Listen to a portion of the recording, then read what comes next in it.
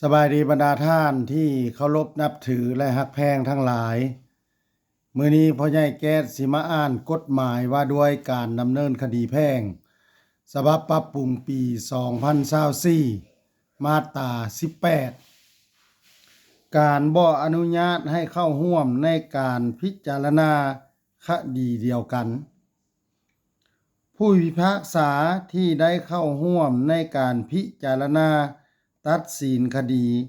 ครั้งหนึ่งแล้วจะบ่อนุญาตให้เข้าร่วมพิจารณาตัดสินคดีนั้นเป็นครั้งที่สองอีกบ่ว่าอยู่ศาลขั้นใดเว้นเสียแต่ในกรณีได้กำหนดไว้ในกฎหมายหรือได้กำหนดไว้ในคำพิพากษาของศาลขั้นเทิงถ้าถึกใจให้กดไลค์กดแชร์กดติดตามพ่อใหญ่แก๊สเด้อ